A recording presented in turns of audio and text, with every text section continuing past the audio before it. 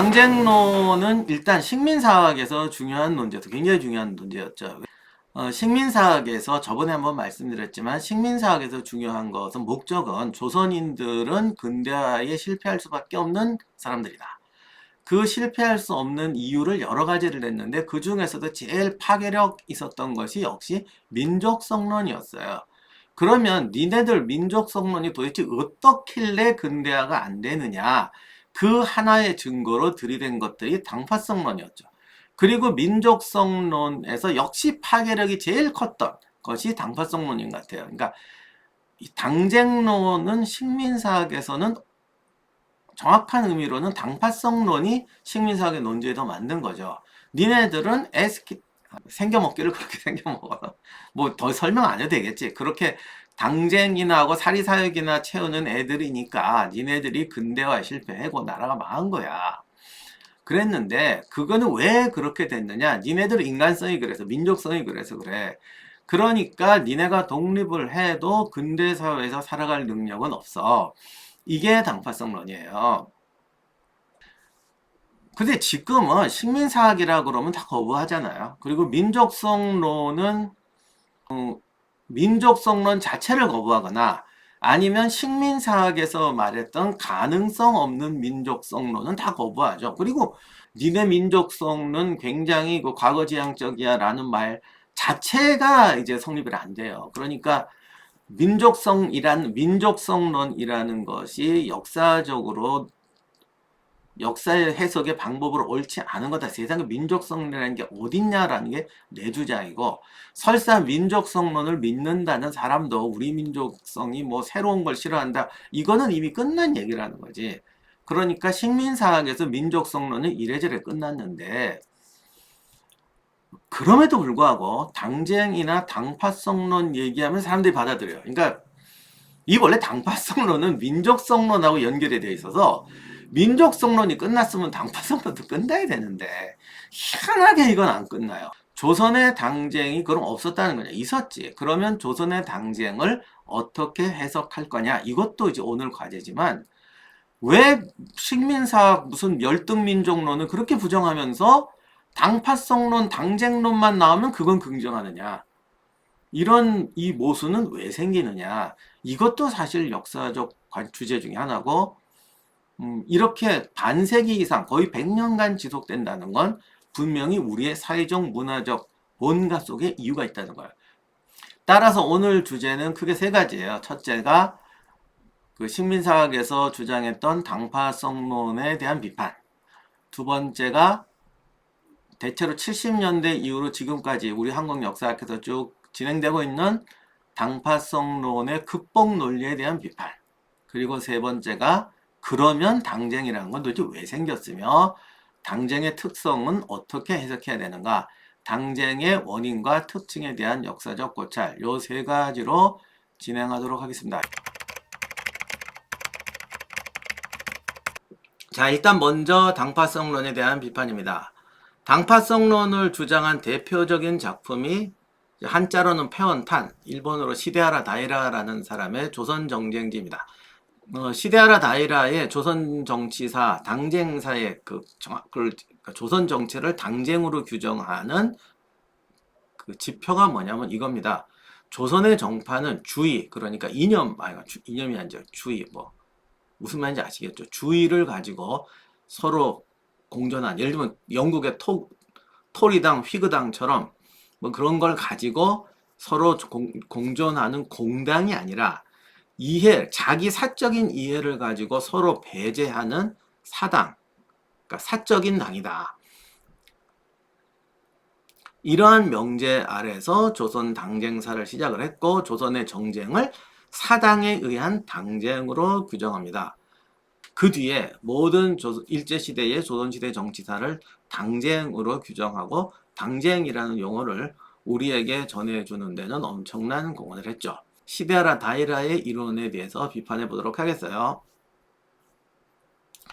일단 첫째, 정치는 민족성의 소산이 아니다. 민족성이라는 게 있다고 하더라도 정치는 민족성의 소산이 아니다. 권력에 대한 욕망은 인간의 보편적인 욕망이죠. 그리고 권력에 대한 욕망의 근원은 또 인간의 이기적인 욕망이죠. 결국 권력이라는 건 많은 걸 주니까 어느 나라나 정도의 차이는 있다고 해도 권력만큼 사람이 원하는 걸 잘 주는 건 없는 것 같아요.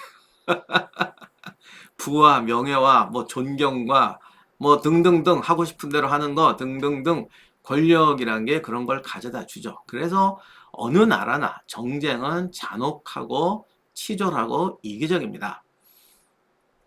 그런데 이제 중요한 거는 당쟁을 이제 비판하다 보면 사람들이 당쟁은 어느 나라에 있는 거 아니냐? 정치라는 건 어느 나라나 칼 들고 싸웠어? 라고 이제 말을 합니다. 그걸로 당쟁을 비호하는 경우가 있는데 저는 이제 그건 잘못됐다고 생각해요. 그러니까 정치가 권력이 이렇게 된다라는 것은 역사적이고 보편적인 현상이죠. 하지만 조선 정치라는 특수한 현상에 대한 설명은 아니죠. 그러니까 조선의 정치가 권력 투쟁이고 뭐 사적으로 싸우고 어쩌고 저쩌고 한다라는 걸 보편적으로 인간은 다 그렇지. 그 인간은 다 그런데 근데 우리가 중요한 건 인간은 다 그런데 행동이 조금씩 다르잖아. 예를 들면 누가 자꾸 거짓말을 해. 아, 거짓말하는 건 인간의 본능이야. 맞는 말이지. 거짓말하는 사람 아무도 없지. 거짓말 안 하는 사람 아무도 없죠. 근데 이제 어떤 심리치료사나 이제 정신과 의사가 제가 거짓말이 심해내 해서 치료를 하려면 걔를 분석해서 제가 거짓말하는 메커니즘을 찾아서 고쳐야지. 거짓말은 인간의 보편적인 현상입니다. 그럼 어떡하자고?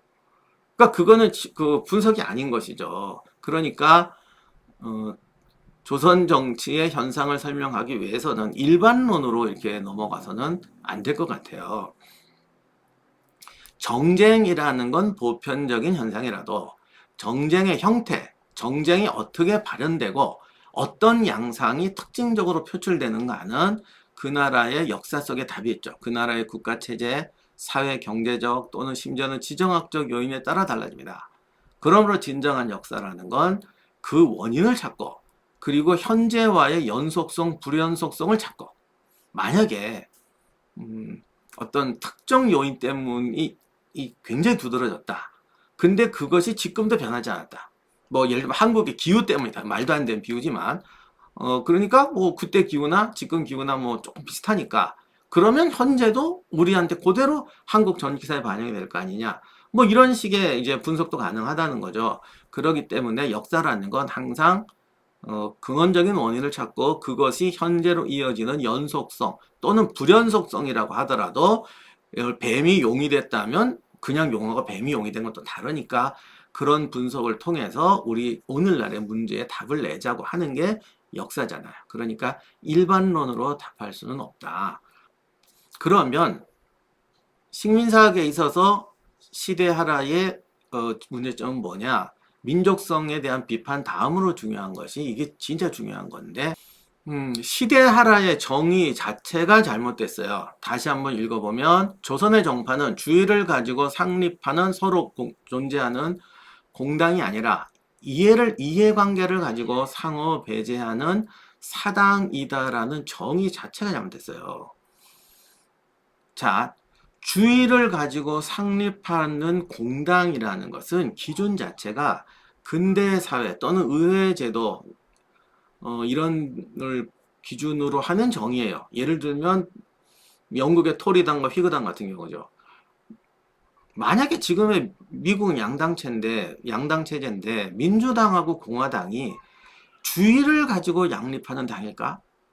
민주당하고 공화당이 뭐 정책이 다른 것도 많지. 뭐 외교 정책도 많이 다르고 뭐 기업관도 많이 달라요. 그런데 그 사람들이 이념, 뭐 사회주의와 자본주의 그 정도로 다른 건 아니고 그 비슷한 가운데서 어느 정도 다른 건데 그거를 주의라는 말에 넣을 수 있느냐? 만약 이렇게까지 가면 우리도 좀 헷갈릴 거야. 그리고 이제 또 이런 질문이 나오겠죠. 주의라는 게 기준이 뭡니까? 이런 문제 어쨌든 중요한 것은 이 주의라는 개념도 문제지만 주의를 가지고 상립하는 공당이라는 게 대체로 토리당, 휘그당 같은 구조를 말하는 것 같은데 그 자체가 근대 사회에서 확산된 거라고요. 근대 사회는 민주주의가 발달하면서 아무래도 참정권이 확대되게 되죠. 그리고 영국 같은 경우는 신분제가 해체되기 전에도 왜 프랑스에서도 3부의 얘기 나오고 하듯이 다양한 신분, 특히 부르주아가 성장하게 되면서 부르주아가 정치적으로 결속하게 되고 정치에 참여하게 되고, 신분제가 해체되니까 뭐 그다음부터는 이제 노동자도 정당을 만들고 계층, 계급별로, 직업별로 또는 지역 단위로 이렇게 돼서 정치 참여가 가능해지게 되는 거죠. 그런데 전근대 사회 자본가나 부르주아가 등장하지 않고 그렇다고 뭐 저기 부족 국가들이 난립하고 뭐 이런 것도 아니고 이런 상황, 적어도 국가 체제를 가지고 통치하는 나라에서 주의를 가지고 양립하는 공당이라는 게 어딨냐고 누가 있어. 그러기 때문에 이런 기준 자체가 잘못됐어요. 그 다음에 이 정의는 근대적인 정당 정의와 전통적인 정당 정의를 섞었어요. 그건 또 왜 그러냐면 그냥 전통적인 서구 근대 국가적인 정당을 갖고 놓으면 한국 사람들이 금방 알았겠지. 저건 저 근대화된 나라 얘기지 우리 얘기는 아니잖아. 왜 조선시대를 보고 왜 그거랑 비교해. 당장 이렇게 나올 테니까 공당과 사당이라는 교묘한 정의를 넣었는데 이 공당과 사당은 서구 정치사에서 나온 개념이 아니고 한국과 중국에서 나온 중세적 분류법이에요. 요 다음 파트에 얘기할 붕당론의 영향이죠. 그러니까 이 사람이 근대 국가의 정당론과 한국과 중국의 정통적인 당론 두 개를 섞은 거죠. 그래가지고 그거의 원인을 또 민족성에다 갖다 걸어넣었어요. 이런 삼중 왜곡을 하게 된 겁니다. 그러니까 그 당파성론이라는 자체는 민족성에도 문제가 있지만 그 당쟁의 정의부터가 틀렸어요.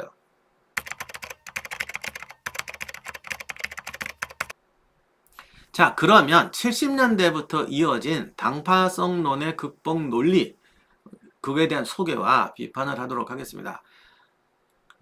당쟁론에 대한 비판은 굉장히 많아요. 연구사를 찾아봐도 무지하게 많은데, 근데 내가 볼 때는 핵심이 다 빠졌어요. 뭐냐면 가장 큰 실수는 방금 말씀드린 거, 시대하라의 정의에 대해서 정의 자체를 부정하지 않고 그 정의를 둔 상태에서 결론을 바꾸려고 하는 거예요. 이것뿐만이 아니라 식민사학 극복하는데 모두 여기 이런 문제가 많은데, 첫 번째가 이제 붕당론입니다. 당쟁은 잘못된 것이다. 붕당이라고 봐야 된다. 다시 말하면 긍정적으로 봐야 된다. 이것이 한때 정치사에 이제 또 주류가 됐습니다. 당파, 붕당이라는 것에 대한 부정적인 이론은 중국의 고대 전제 국가에서부터 시작이 된 겁니다. 그래서 황제나 왕의 입장에서 당파라는 것은, 그러니까 신하들이 당파를 만든다는 것은 파워를 키운다는 거잖아. 그래서 이거는 군주 중심의 체제를 위협하는 행위로 간주를 했어요. 예를 들면 내가 대학원에서 수업을 하는데 하는 학생이 내 생각에 대해서 덤빈단 말이지. 그러니까 물론 나 같은 사람이야 뭐 그런 거 갖고 뭐라고 안 하지만 우리 학교 다닐 때 감히 선생님 이론에 안티를 건다는 건 용납할 수 없는 행동이었죠. 그러면 선생님이 이봐 제대로 알고 얘기하란 말이야. 자네 대학원 뭐 박사과정 들어오기 싫어? 이런 식으로 한단 말이지. 그런데 그렇게 되면 잘못했습니다 이러고 넘어가는데 갑자기 애들이 쫙 해갖고 한 10명에서 저희는 이 친구의 말을 지지합니다. 이러면 얘기가 좀 달라져. 그 정도가 아니야. 니네들 왜 지지하니 그랬더니 우리가 세미나 팀을 만들었는데 우리가 매일 일주일에 3일씩 모여서 공부하고 있습니다. 그래서 우리 세미나 팀에서 이게 맞다라고 정의를 내렸습니다. 라고 덤비면 이거는 진짜 얘기가 다른 거예요. 한 명이 하는 거하고 여러 명이 하는 거하고 팀으로 즉 당으로 하는 거는 정말 파워가 다른 겁니다. 아니 기업에서도 그래. 만약에 사장님이 무슨 지시를 했는데 부장님이 반대할 수도 있고 사원이 반대할 수도 있어. 근데 그거하고 뭐 예를 들면 노조가 반대를 한다거나 아니면 노조가 아니라도 뭐 평사원회, 과장회 이런 데서 집단으로 반대한다면 이건 골치 아픈 거예요. 그러니까 이제 노조 같은 경우는 이제 우리가 현대사회에서 이제 또 의미가 좀 다르지만 그 기업에 따라서는 무슨 과장회의 뭐라 그러지 그거? 부장단, 과장단 이런 거 만들면 용납 안 하는 데 많잖아. 그러니까 사설단체 용납 안 하잖아. 그래서 당파라는 건 존색하면 안 되는 것이고 제가 삼국지 강의할 때 많이 하지만 십상시들이 그 청류파, 탕류 뭐 이런 거 하면서 그때 당이라는 말까지 안 썼지만 그러니까 그렇게 당을 만든다라는 거는 얘네들이 정당한 의견을 제시하는 게 아니라 패거리를 만들어서 힘의 논리로 덤빈다. 그런 의미에서 당이라는 걸 써요. 네. 그러니까 당고의화라는 것도 그 용어 자체가 비판적인 거예요. 그런데 정치판이라는 게 당이 생기지 않을 수가 없잖아. 그래서 중국사에서도 당이 생기는 때가 옵니다. 그게 이제 송나라 때가 되면 뭐 송나라 때가 되면 이제 당나라 때도 과거에 있긴 했지만 당나라만 해도 우리식으로 말하면 훈급하고 송나라로는 살인파 뭐 극단적으로 말하면 그래요. 과거가 많이 활성화되고 지방 특히 강남에서도 많이 올라오고 뭐 등등등 하면서 이제 관료층이 굉장히 확대되게 됩니다. 그러니까 이제 우리나라하고 똑같은 경우인데 관직은 제한되어 있는데 관직에 참여할 수 있는 증을 가진 사람들은 늘어나니까 결국 패가 생기게 되는 것이죠. 그래서 당이 생기게 됩니다. 이렇게 되니까 황제가 이제 헷갈리니까 그냥 군주라고 할게요. 군주가 당은 나쁜 것이라고 할 수가 없게 되는 거예요. 이랬다간 관력은 전체를 적으로 돌리니까 이게 문제가 되는데 여기서 구양수가 유명한 붕당론이라는 걸 제시합니다. 그래서 구양수의 붕당론은 이겁니다. 주자도 붕당론에 쓰는데 되게 비슷한 구조예요. 일단 구양수는 관료들의 집단, 당파가 생기는 걸 인정합니다. 그리고 항상 이제 과거에서 끌어대야 되니까 옛날부터 그랬다 그래요. 근데 이건 조금 그렇겠네. 왜냐하면 관료가 한 명일 리는 없잖아. 요순 시대에도 당이 있었다는 거야. 당이란 용어만 없었지. 왜냐면 그때도 관료도 집단이니까. 그러니까 집단이 있었으니까 당이 있었다. 좀 묘한 이제 얘기를 합니다. 그래서 옛날부터 있었대. 그리고 정치가 잘 된 시대, 옛날 요순 시대라든가 이럴 때는 그 집단 패거리가 다 군자당이었다는 거예요. 그런데 세상에 이제 관료들이 많아지다 보니까 이제 송나라 때가 오니까 군자들의 모임과 소인들의 모임으로 나뉘었다. 그래서 이제 군자당과 소인당으로 나눕니다. 그러면 군자당은 뭐냐? 군자란 이게 이제 군자의 범위도 굉장히 넓은데 이게 오늘 붕당론과 관련해서 군자의 정의를 축소하자면 쉽게 말해서 공도를 추구하는 사람. 제가 저 앞선 시간에 얘기했죠. 이조 난관, 훈구파 때 왜 난관 자천제라는 게 생기느냐? 나 같은 사람을 그 난관에 임명해야 된다. 그러니까 개인의 군자, 공도, 전체적인 논리를 보는 사람을 난관에 임명해서 그 사람이 군자를 찾아서 그때 군자라는 용어는 안 썼지만 공도를 아는 사람을 이제 후임을 계속 물려줘야 된다. 그게 난관자천제라고 그랬어요. 이게 이제 구양수의 표현대로면 난관자천제는 군자자천제인 거지. 그럼 소리란 뭐냐? 사리를 추구하는 사람이라는 거지. 그러니까 난관에 임명했더니 조선시대 자기 부인은 안 되니까 자기 후배인데 능력 없는 거 뻔히 아는데 임명한다거나 아니면 내가 이번에 뭘 좀 해먹고 싶은데 제가 하면 나를 도와주겠지 이런 식으로 임명하는 애를 그러니까 소인인 거죠. 자기 친인척이 아니라 동생이나 아들을 임명할 수도 있어. 군자라면. 그게 공도가 살아있는 거예요. 그러니까 내 아들을 임명하면 안 돼. 우리 뭐 친척을 임명하면 안 돼. 사촌 범위를 임명하면 안 돼. 이건 인위적인 규정이야. 진짜 군자는 군자이기 때문에 자기 아들을 임명할 수도 있고 자기 동생을 임명할 수도 있는 거야. 왜? 걔가 군자라면. 근데 소인들이 집권을 하니까 이런 기준이 생기는 거예요. 자기 동생은 안 돼. 니네 동무는 안 돼. 무슨 말인지 아시겠죠? 그래서 그러면 사람들이 모이는데 이게 집단이 돼서 군자와 소인당으로 나뉘게 된다는 거예요. 군자와 소인의 구분은 옛날부터 있었는데 구양수는 이걸 당으로 확대했어요. 당파가 생기는 건 정치에서 당연한 것이다. 단지 군자당이냐 소인당이냐가 중요하다. 그것이 구분의 기준이 된다. 황제의 의무는 군주의 의무는 군자당을 찾아서 키우고 소인당을 배척하는 것이다. 이렇게 말해요. 그러면 왜 붕당론을 당파성 극복의 논리로 제시하고 받아들였느냐? 소인당이라는 것 때문에 그래요. 그러니까 간단히 말하면 이거예요. 조선의 사색 당파가 군자당과 소인당이었다면 시대하라 네 말이 맞아. 근데 내 당파가 전부 군자당이라면 네 말 틀렸잖아. 이 논리예요. 그 근거가 뭐냐면 우리나라는 정당이 뭐 환관이 당을 만들거나 이런 게 아니고 살인파가 만들었다는 거지. 그래서 살인파라는 사람은 다 군자 지향성 당이란 말이야. 성리학 공부 열심히 하고 수기치인, 다들 주자 성리학에서 제일 중요한 게 수기치인 아냐? 그 수기치인 중시하고. 그래서 그러니까 이 사람들은 다 군자당이라는 거지. 그러니까 사람이 100% 군자일 수는 없겠죠. 그 중에는 뭐 이상한 애도 있겠지만 기본적으로 교육받고 과거 급제하고 그 정도에 하는 사람들은 어쨌든 객관적으로는 군자를 지향하는 공부와 어떤 태도와 행실을 갖춘 사람들이었다 이거죠. 그러니까 그 집단들이 군자당을 지향한 것 자체는 맞지 않느냐. 이 해석은 뭐가 문제냐? 구양수의 붕당론에는 그러니까 구양수의 붕당론에서 군자당, 소인당 자체가 자기적인 기준이고 또 하나 이게 논리적으로 굉장한 함정이 있는데 군자는 군자끼리 소인은 소인끼리 모일 수밖에 없다는 게 함정이죠. 그 다음에 이게 이제 진짜 문제가 나는데 두 개의 당이 있다고 쳐. 당이 정책을 갖고 싸운단 말이야. 그러니까 시대하다가 이걸 파고드는 거야.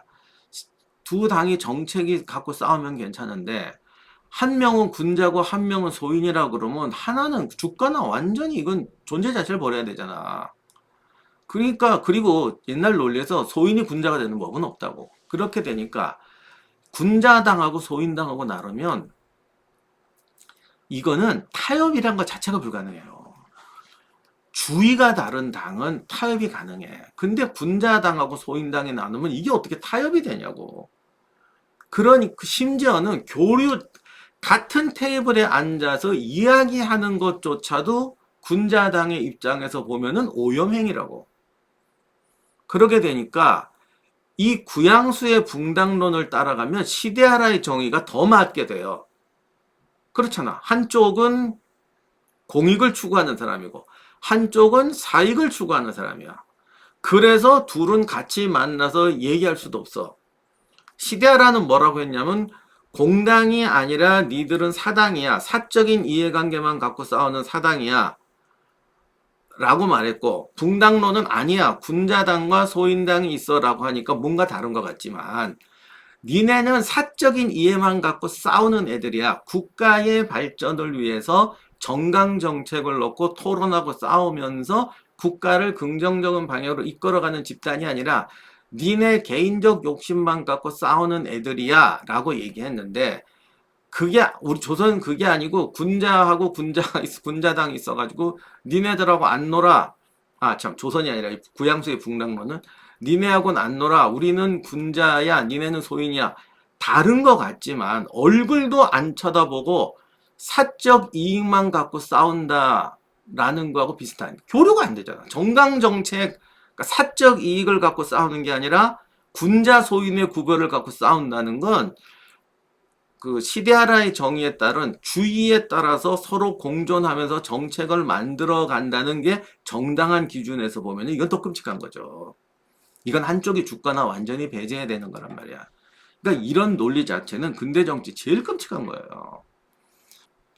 그러면 구양수의 붕당론은 왜 나오며 조선의 살인파도 사실 이런 기준으로 가게 되는데 이게 왜 그렇게 되느냐. 요것도 앞편에서 제가 얘기했어요. 그래서 그걸 먼저 한 거예요. 관료가 파이는 적고 사람은 많아. 그래서 동일한 집단이 헤게모니를 다투게 되면 개인의 갈등이 집단의 갈등이 돼버리고 집단의 갈등이 되니까 집단 한쪽을 완전히 배제시켜 버리는 거죠. 거래가 아니고 한쪽을 배제해야 돼. 파이는 10명분인데 30명이 왔으면 어떻게 20명은 내쫓아야지. 니네는 필요 없는 애들이다. 이렇게 되는 거야. 그래서 지난 시간에 말씀드렸듯이 전에는 개인 그 전랑직 얘기한 거 영상 꼭 봐주세요.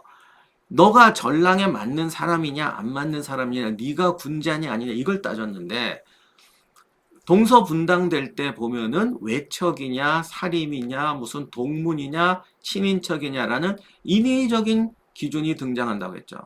여기서 더 발달하게 되면 인성 인간 자체 제가 학교 다닐 때 이랬어요. 제가 이념이 그러니까 저기 성리학에서 쟤는 줄이론이에요. 쟤는 주기론이에요. 이런 식으로 다양한 집단적인 기준을 만들어 버리는 거예요. 그러니까 우리나라에서는 군자당 소인당 논의가 그렇게 심각하게 벌어지는 않지만 본질을 가지고 보면은 인간 집단을 성분이 다른 인간으로 나눠서 분류해서 타협하지 않는 구조는 똑같단 말이야. 조선 후기에 사색당파가 되는 걸 가만히 보시면 학파, 학설, 명분, 나중에는 예법 이런 걸로 싸우잖아. 정치로 싸우는 게 아니라. 왜 그러겠어? 군자당과 소인당의 붕당론이 한국에서 소인과 군자라는 말만 안 썼을 뿐이지, 붕당이라는 것은 한국과 중국에서 중세 정치사에서 당쟁이 걸어가는 최악의 상태예요. 그렇기 때문에 붕당론을 가지고 조선은 당쟁은 아름다운 것이었다라고 말하는 건 틀린다는 거죠. 근데 내가 이렇게 말하면 그럼 시대하라의 주장이 맞는 거 아니냐, 여러분 헷갈릴 수가 있는데 절대 그렇지 않다. 왜냐하면 그 근본, 그거를 극복하는 진짜 논제는 제가 3번에서 얘기하겠어요. 자, 이렇게 되니까 붕당론도 이거 좀 이게 보니까 실수 같아. 붕당론은 더 나쁜 건데, 그래서 이제 뭘로 갈까? 그랬더니 시대하라의 정의를 다시 보니까 니네는 주의, 그러니까 정책이라고 할 수도 있겠죠. 정책보다는 주의가 좀 크지만 어쨌든 좀 큰 의미의 정책을 가지고 싸우는 게 아니라 사적인 이익을 갖고 싸우는 집단이다. 요게 또 벌써 앞쪽을 공략하는 거예요. 붕당론은 논리의 뒤쪽을 공략한 거고 이제 앞쪽을 공략합니다. 아니, 가만. 사색당파가 정책이 다르고 사회관이 다르고 국가 뭐 이런 게 다르다면은 사색당파로는 시대하라의 정의에 맞잖아. 네가 말하는 공당이잖아. 라고 이제 해석하려는 노력이 나오기 시작합니다. 요게 내가 정확히 연도까지는 말할 수가 없지만 90년대 후반부터 2000년대 초반에 이런 게 많이 이루어졌던 것 같아요. 사색당파의 학설, 이념, 정책은 정책 대결을 이제 전제로 하는 것이다. 근데 이게 사소한 정책 갖고는 좀 그렇고, 예를 들면 뭐 세금을 25%로 하자, 30% 하자, 이거 가지고 주의하기 하기는 좀 그렇잖아요. 그러니까 좀 뭔가 근본적이고 혁신적인 내용, 뭐 혁명이면 더 좋고 개혁이라든가 어떤 적어도 혁신적인 차이가 있다. 이런 거를 이제 규명하려고 노력을 해요. 근데 이제 우리가 한국사를 보시면 조선 후기가 되면 양반층이 많이 증가하게 되죠. 그리고 양반층도 분화하게 되고 신분 상승도 많이 되고 상공업도 발달하게 되죠. 거기에 따라 여러 가지 개혁 정책이 시도됩니다. 뭐 대동법, 균역법 뭐 많이 나오잖아. 그리고 정책론, 호패법 이런 거 나오면서 호패법이래. 죄송해요. 호포론 이런 거 나오면서 정책 논의도 활발해집니다. 그래서 여기를 이제 보는 거지. 그래서 이게 이 사람 이런 주장했던 사람을 당파로 나눠서 보고 뭐 이렇게 되고 당파의 배경 속에 정책 대결 더 나아가서는 어떤 혁명 개혁의 이념이 들어있다면 얼마나 좋을까 이런 식으로 이제 들어가 보게 됩니다. 이게 사실 드라마에도 좀 반영이 됐죠. 그래서 뒤져보니까 이게 뭔가 있는 것 같은 거죠. 소론, 이게 역관 세력하고 친해. 소론의 전성기가 장희빈 때잖아. 장희빈이 원래 역관 부호집 딸이고 그 집안이 소론하고 갖고 왔어요. 야, 이게 소론 이거 뭔가 개방적이고 뭐 무역하자고 그러고 자본, 요즘 말로 하면 약간 자본가적인 상업자본 육성 뭐 이런 것 쪽으로 좀 아이들이 노는 거. 또 이렇게 보면은 소론 사람들이 좀 그런 게 있긴 있어요. 이게 이렇게 놓고 보면 그래. 박문수가 노회경 선생이 썼던 박문수 관련 논문 2편 보면은 이제 박문수가 그 균역법 할 때 균역법 개혁 정도 갖고는 안 되고, 그러니까 세금을 깎아주는 게 아니라 생산을 늘리자. 그래서 이제 국가가 투자해서 기업을 만들자 이런 주장도 합니다. 그 박문수가 소론 아니요. 또 보니까 소론이 좀 그런 것 같아. 그 다음 남인들은 이제 토지개혁론 주장하는 사람들이 꽤 있죠. 사실 남인만 한 건 아닌데 이게 뭐가 씌어서 보면 그렇게 보여요. 남인들이 뭐 한전법, 균전법 이런 얘기 참 많이 합니다. 그러니까 이걸 또 이제 거기다 아름답게도 다산 적양역이 또 남인 아냐. 그러니까 남인, 이거 혁명, 혁명까지는 아니라 엄청난 개혁. 남인, 그렇지. 여러분 남인 얘기 많이 들어봤지. 그러니까 남인 이제 나오는 것이고, 이제 여기서 이제 피해본 사람이 이제 서인하고 노론. 그래서 아까도 누가 얘기했지만 이게 노론이 악마가 돼서 또 그냥 노론만 공격하는 분들 요즘에 있죠. 그래가지고 뭐 그냥 뭐 니들은 기득권이고 악마고 뭐 니네만 없었으면 우리나라가 뭐 조선이 잘 됐을 텐데. 그래서 이제 또 노론 악마론, 노론 만국론이 막 나옵니다. 그 다음에 이제 이기론, 그러니까 형이상학적인 논쟁이었던 이기론 논쟁도 여기에다가 무슨 현실적인 거를 집어넣으려고 많이 봤죠. 그래서 이기론에서 주요 논쟁이 주기론하고 주리론인데, 요건 좀 일찍 시작됐어요. 그래서 주리론하고 주기론이 탁 나눠지니까, 이게 어떤 게 더 혁명적 사고냐, 이런 식의 한번 이제 관점을 갖고 들어간 거죠. 그래서 처음에는 이제 율곡이 뜰 때 실학자로 뜨니까 율곡이 주기론이잖아. 그래서 무슨 그러니까 주리론자는 형이상하게 보는 사람, 주기론자는 아리스토텔레스 형이하, 뭔가 현실을 보는 사람. 그러니까 실학자 중에는 역시 주기론에서 실학이 나온다, 이런 얘기도 했어요. 또 그렇게 받고 뒤지면 또 그런 것 같아. 그러니 또 주리론 하는 집에서 특히 퇴계 이황 이쪽에서 참나, 뭔 말 같지도 않은 소리야. 그럼 다산은 뭐야? 이래가지고, 근데 다산이 주리론이야, 주기론이야. 나도 헷갈린다.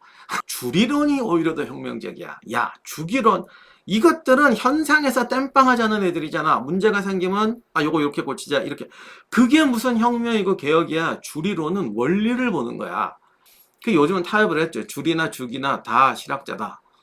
그러다 보니까 이제 그거 하는 사람들은 괜찮은데, 당파 연구하는 사람은 이게 또 한 대 얻어맞는 거죠. 이건 또 뭐야, 이렇게 되는 거예요.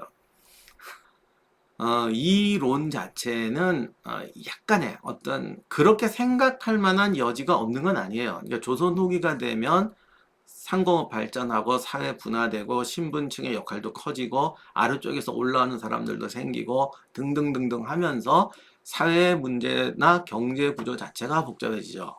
그러다 보니까 당파에 따라서 어떤 개성 있는 인물 또는 당파의 어떤 그러니까 개성 있는 인물이 특정 당파에서 조금 더 잘 보이는 경향이 생기기도 합니다. 예를 들면 아까 말한 뭐 소론에서 박문수라든가 좀 친교평 성향 보이는 사람들이 있고 뭐 이렇긴 해요. 근데 이거를 당파의 어떤 집단 이념, 주의 이런 식으로까지 확대할 수 있나? 결국 너무 소수인데다가 결국 친한 사람은 자기 친구 척들하고 얘기할 거 아니야. 그래서 이거를 하나의 정강 정책으로 하면은 이게 좀 억제 해석이 되죠. 그 다음에 이제 남인 토지개혁론, 이건 진짜 이게 좀 골치 아픈데, 토지개혁론, 뭐 정전법, 뭐 한전법, 균전법 이런 거 하면 사회주의 혁명이냐? 천만의 말씀이지.